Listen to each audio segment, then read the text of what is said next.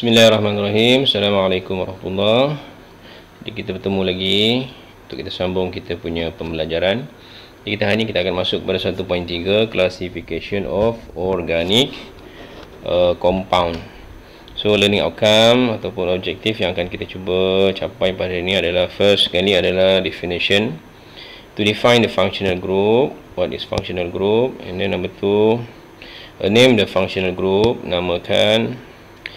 Okay, number 3, classify organic compound according to their functional group. Okay, so mengelaskan organic compound sebatian organik kepada kumpulan berfungsi. Right. So what is functional group? Okay, functional group is atom, an atom or group of atom. So dia adalah boleh jadi atom, boleh jadi dia adalah sekumpulan atom in organic molecule which characterize the molecule. Okay, so dia akan memberikan ciri-ciri kepada molekul tersebut and enable it to react in specific ways. Okay, so dia akan menunjukkan sifat kimia, okay, which determines its chemical properties. Okay, untuk menunjukkan sifat-sifat kimia sesuatu sebatian. Right, sifat-sifat kimia suatu sebatian. So ini kita dapat lihat melalui tindak balas kimia.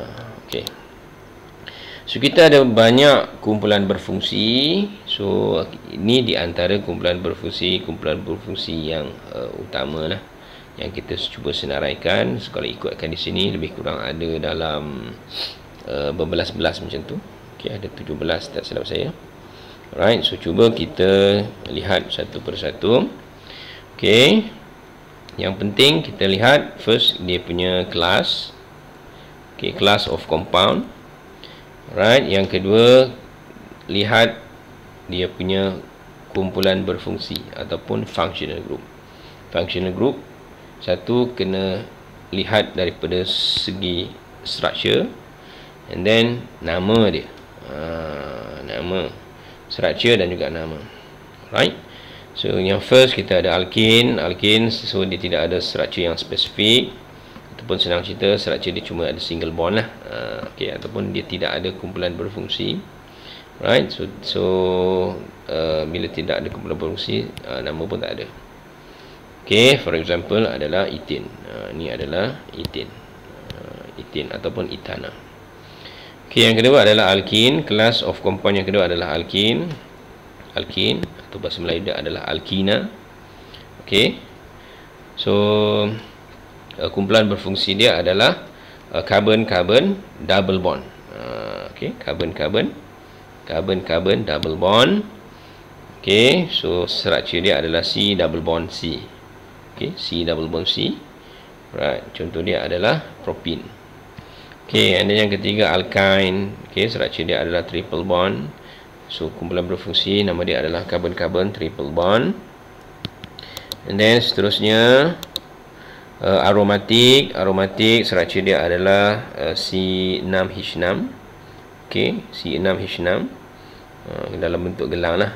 So yang bulat tengah ni sebenarnya dia adalah dia mempunyai 3 double bond macam tu. Alright, so nama dia adalah benzene ring ataupun aromatic ring. So seterusnya adalah haloalkane. So dia merujuk kepada halogen lah. Halogen maksudnya dalam kumpulan 17, fluorine, chlorine, bromine, iodine. So namanya adalah halogen. Nama kumpulan berfungsi dia adalah halogen. Okay, kelas yang seterusnya adalah alkohol. So structure dia adalah OH. Okay, so nama kumpulan berfungsi dia adalah hydroxyl. Seterusnya adalah phenol. Okay, phenol kumpulan berfungsi dia sama dengan alkohol, iaitu OH. Okay, ataupun nama dia adalah hydroxyl. Okay, seterusnya adalah ether.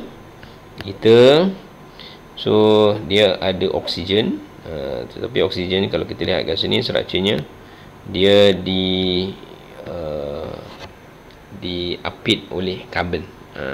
Diapit oleh karbon. Okay, so nama kumpulan berfungsi dia adalah alkoksi. Okey, alkoksi. Seterusnya adalah aldehyde. So dia punya structure dia adalah C double bond O H. Okey, nama kumpulan berfungsi dia adalah carbonyl. So seterusnya adalah keton. So lebih kurang sama macam aldehyde. So dia ada C double bond O juga. Okey. So, dia punya kumpulan berfungsi nama dia adalah carbonyl. Cuma beza dia kalau keton, C double bond O ni dia di antara C. Ni contoh dia kan. Okey. Propanon ni kalau kita lihat, C double bond O ni diapit oleh C. Tapi kalau untuk aldehyde, C double bond O ni sebelahnya adalah C, sebelah lagi adalah H. Ataupun senang cerita, dia berada di hujung rantai karbon. Okey. Itu beza aldehyde dengan keton. Tapi kumpulan berfungsi sama, iaitu C double bond O. Okey, nama dia pun sama, carbonyl. Okey, seterusnya adalah carboxylic acid. Kelas yang seterusnya adalah carboxylic acid. So structure dia adalah C double bond O OH, ataupun kalau kita lihat dekat buku banyak dia tulis C O OH. So itu adalah benda yang samalah. Okey, nama dia adalah carboxyl. And then seterusnya adalah ester. Ester dia adalah terbitan daripada carboxylic acid. Okey, so dia lebih kurang juga. Okey, so ada C double bond O, tetapi dia sambung dengan alkyl depan dia, ataupun ada C hujung. Okey, so nama dia adalah carboalkoxy. Okey, seterusnya adalah acyl chloride. C double bond O Cl. Okey, so nama kelas dia acyl chloride. Kumpulan berfungsi dia pun sama juga acyl chloride. Okey, seterusnya anhydride. C double bond O, ada O kat tengah dia. Okey, seterusnya adalah amide. C double bond O yang attach pada N. Okey, ini semua adalah terbitan-terbitan daripada carboxylic acid. Okey, structure utama dia adalah carboxylic acid, dan dia menerbitkan structure yang lain. Seterusnya adalah amine. Okey, amine adalah nitrogen. Okey, dia punya kumpulan berfungsi nama dia adalah amino. Dan terakhir adalah nitril. Nitril C triple bond N. Okey, so kumpulan berfungsi dipanggil adalah cyanogroup. So kita ada lebih kurang 17 yang tersenarai. Sebenarnya ada banyak lagi kumpulan berfungsi. Okey, ini adalah kumpulan berfungsi yang boleh dikatakan yang utama lah. Yang utama. Okey, cuba yang penting kat sini, pertama kita kena tahu kelas, kedua kena lihat juga dia punya structure, ketiga nama kumpulan berfungsi. Okey, so untuk awal ini cuba untuk kita lihat satu persatu, cuba itu ingat. Okey, itu ingat. Okey, memang dia banyak sikit, tapi cuba kita akan ingat. Okey, the next topic nanti kita akan lihat lebih detail satu persatu. So kita akan tengok tajuk untuk alkin, kita akan lihat macam mana nak bagi nama, macam mana nak nak prepare alkin, macam mana nak tindak balaskan alkin. Okey, and then tengok pula tajuk seterusnya untuk alkohol, carboxylic acid, aldehyde, okey, dan seterusnya. So dia akan melihat detail lebih mendalam lah, satu persatu, daripada kelas, and then nak bagi nama, and then preparation, dan juga tindak balas. Okay, and then ada juga sedikit physical properties lah. Baik, okay, untuk awal ni kita hanya lihat kelas, structure, dan juga nama kumpulan berfungsi. Okay, so kita lihat kepada exercise, latihan. Cuba kita identify, okay, daripada structure ni, structure yang kompleks ni kan. Cuba kita identify kumpulan berfungsi dan namakan. Okay, identify kumpulan berfungsi dan namakan. Right, kita tengok daripada sebelah kiri. Okay, kita tengok kat sini, cari kumpulan berfungsi. Okay, so tengok yang pertama adalah NH2. Okay, so di situ apa dia punya kumpulan berfungsi? Kumpulan berfungsi dia, kalau tak ingat boleh rujuk lagi senarai tadi. Okay, rujuk senarai tadi dalam study guide pun ada. Boleh rujuk kalau ikutkan kalau ditanya kelas. Okey, kalau kelas ni adalah amine. Kelas ni adalah amine. Tapi kalau functional group ataupun kumpulan berfungsi, so dia adalah amino. Okey, amino group. Right? Okey, seterusnya kalau kita lihat sebelah dia kat sini C double bond C. Okey, C double bond C. Okey, so kelas untuk C double bond C adalah alkin. Okey, nama kumpulan berfungsi dia kita namakan kumpulan berfungsi je lah. Kumpulan berfungsi dia adalah carbon double bond. Okey, carbon double bond. Okey, and then kita lihat kat sini sebelah dia pula dia ada C double bond O. Tapi kalau kita lihat pada C double bond ni dia ada O lagi sebelah dia. Jadi kita tak boleh ambil bahagian ini sahaja. Sebab ada oksigen yang attach directly kepada C double bond O. Maka kita kena ambil sekali di sini.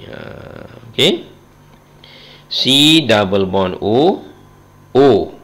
Okey. So dia mirip-mirip macam carboxylic acid, tetapi pada sebelah oksigennya kalau kita lihat dia ada C kat situ. Jadi dia bukan carboxylic acid, dia adalah ester. Okey, dia adalah ester. Jadi kalau kita lihat ester, kumpulan berfungsi dia adalah karboalkoksi.